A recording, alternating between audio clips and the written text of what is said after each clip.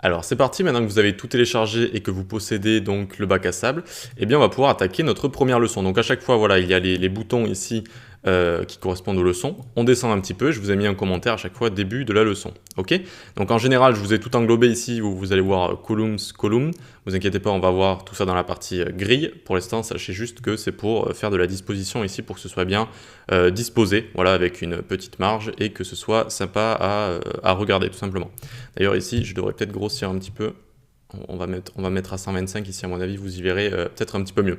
Donc très bien, on va commencer avec la typographie. J'aime bien commencer avec la typographie, c'est assez simple, d'accord. Ça permet de faire une mise en bouche assez facile.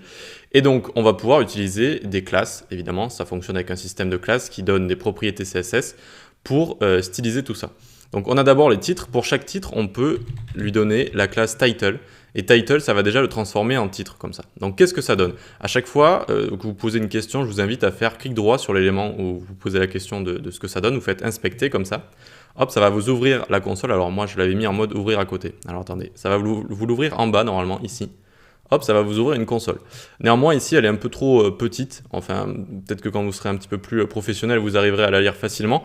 Mais pour l'instant, je vous conseille soit peut-être de la grossir comme ça, tout simplement. Hop, vous allez grossir comme ça. Vous allez avoir les éléments du DOM, donc tout ce qui est l'HTML de côté gauche ici.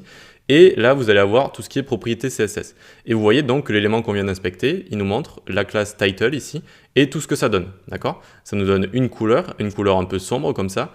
Une font size, donc une taille d'écriture de 2 rem. Il faut savoir que de base, les navigateurs ont un rem est égal 16 pixels, donc 2 rem ça fait 32 pixels.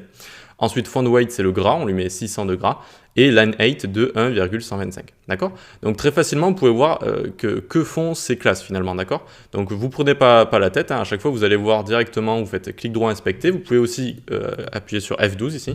Hop, vous appuyez sur F12, ça va vous ouvrir la console, vous cliquez sur élément, hop, et ensuite vous avez juste à retrouver donc l'élément que vous avez envie de voir. Donc vous ouvrez comme ça les différents conteneurs, hop, et donc on est par exemple ici, tac, vous pouvez cliquer et donc vous retombez exactement là où on est.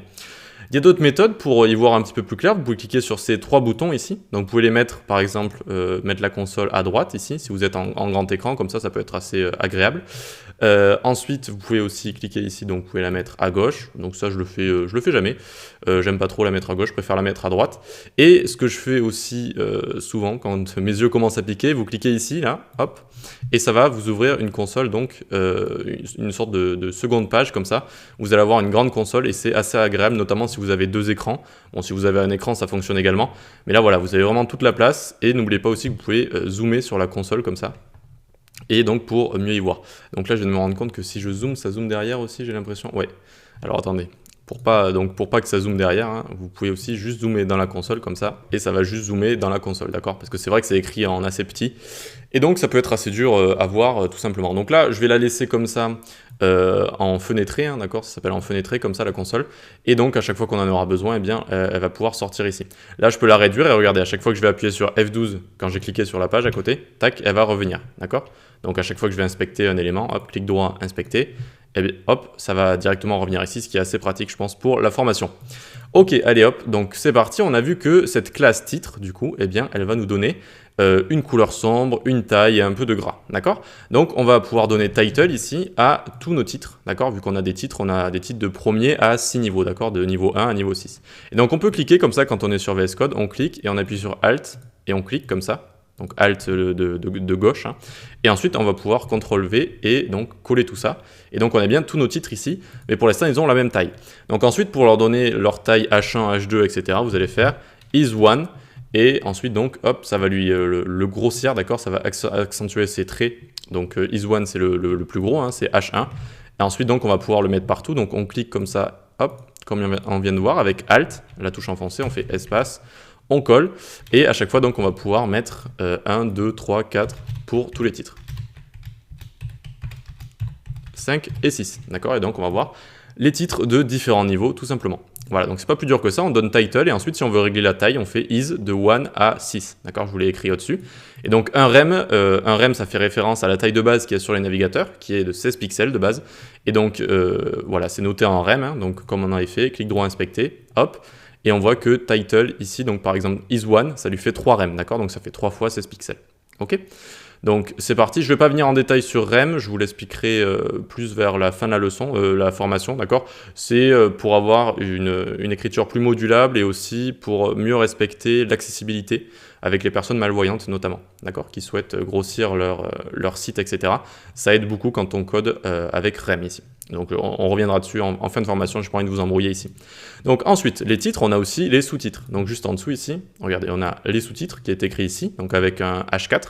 Et on peut écrire tout simplement subtitle en dessous. Hop, subtitle. Ça va coller le sous-titre juste en dessous et lui faire un texte un peu plus léger. Donc c'est assez sympa.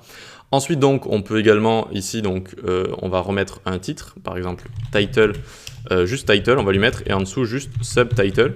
D'accord? Hop, donc on voit qu'ils sont ici. Et donc de base, ça va les coller comme ça. Et si vous avez envie de ne pas les coller, vous allez taper is spaced. Hop, et ça va garder comme ça l'écart entre les deux. Ok, tout simplement. Maintenant, on va voir comment on change la taille de nos éléments. D'accord? Donc pour changer la taille, on va utiliser is size. Et ça va aller de 1 à 7 également. Donc par exemple, is size 1. Hop, donc ici on voit que notre hello il a grossi. Hop, on peut le prendre. On fait toujours la technique du Alt, on clique, hop, et on va coller. Et donc ensuite, on peut faire, j'avais mis donc jusqu'à 7, hein, donc 5 et 7. D'accord? Donc on voit qu'il y a différentes tailles comme ça. Et ça va tout simplement dire, regardez, la taille 1 ici, c'est 3 rem, la taille 7, c'est 0,75 rem. D'accord? Donc à chaque fois, 1 rem est égal 16 pixels. Et voilà, tout simplement pour régler facilement la taille de vos textes. Ok, donc les textes ici, isSize, la classe, à ne pas confondre avec la classe des titres ici, qui est juste is de 1 à 7, d'accord? Et la taille du texte, c'est isSize, et ça va aussi donc de 1 à 7, d'accord? Il y a size qui change tout simplement. Voilà, donc maintenant, dans la prochaine leçon, j'ai pas envie de trop vous en mettre d'un coup, on va voir comment changer la taille de manière responsive, d'accord? Donc s'adapter à la taille d'écran, dire je veux que ce texte soit de telle taille à partir de telle largeur d'écran. Ok, c'est vachement intéressant. Donc j'ai pas envie de trop vous en mettre dans chaque vidéo, on va vraiment séquencer tout ça. Donc on se retrouve dans la prochaine session pour voir ces tailles responsives. À tout de suite.